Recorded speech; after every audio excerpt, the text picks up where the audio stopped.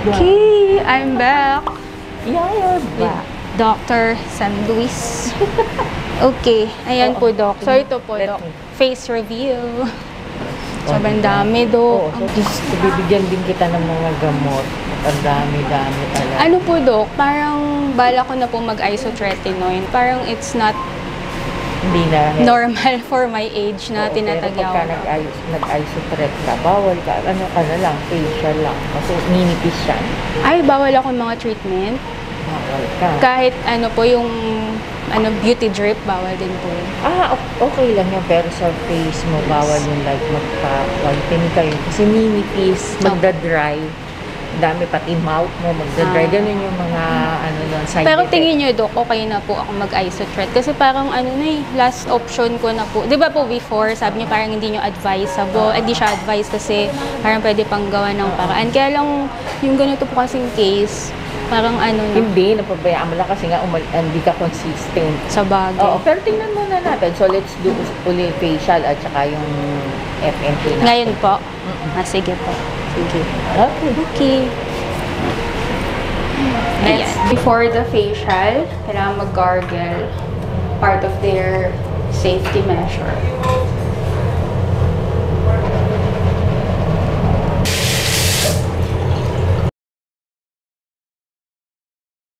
So, ang first step ay facial dahil nga sobrang dami talaga. Tapos, ang kate ng mga spots. Tatanggalin muna. Lagay ko lang po yung dental cream. Ngayon na ulit siya gumanyan eh. May iba po kung ba may ginagamit na. White Cetaphil. Kaya nga. Pero Cetaphil na lang. Ganyan pa din kaya. Ilalim po ng ilaw. Ang dami, no? Ang dami nga po. Tsaka may laman talaga. Opo. Sabihin niya po kapag masakit ako. Talagang may laman po talaga sa loob. Kasi po pag hindi po natanggal yan, yun po yung magiging pimples na po pag hindi po natanggal yung laman. Ito lahat yung mga naalis. Hindi yung kadami. Ang dami, no?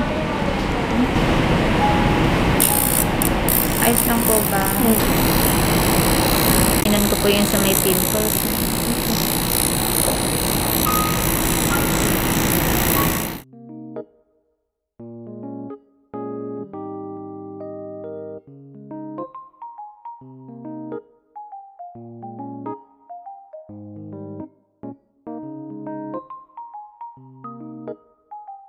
Topical anesthesia.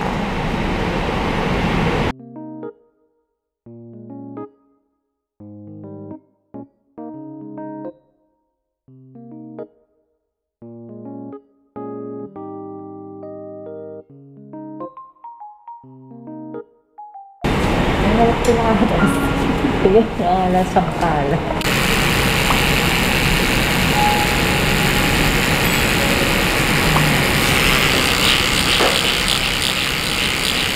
Ang dami-dami. Mga white head and black head sa area na ito ngayon.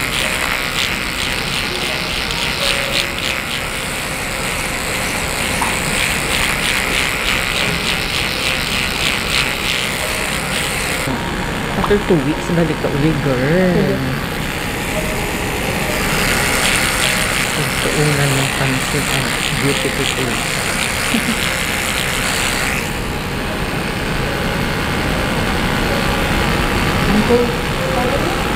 Yung ditong gilid-gilid ng pakas natin. Ang daming white.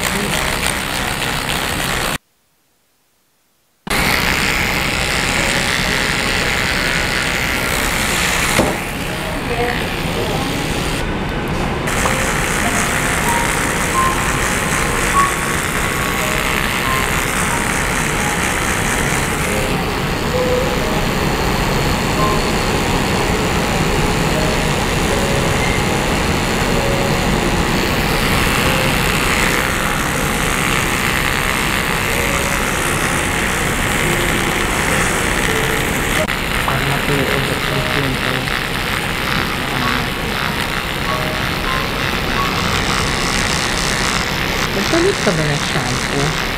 Opo. Yun nga po yung sinususpect ko doon. Kasi sa hairline. Sa hairline.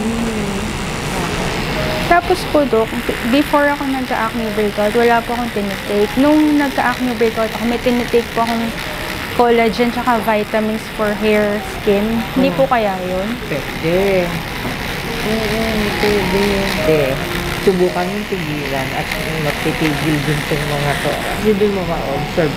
If you notice na after kang mag-drink ng ganito, ganyan, or after ka nag-ano ng shampoo, palitan mo na lahat back to original ka. Yung dati mo ginagamit na kasi yung alam mo naman si Dr. Isang bilis na iinit pagka hindi ko nakitang makinis ang mga ginawa natin. Saka medyo nag-intense ako din sa mga part na na-initin Dr. si Dr. Very good. Okay. Very good ka lang. Ayan na. So, tapos na yung FNT. Hindi siya kasing dugo last time kasi madugo talaga. So, mild lang yung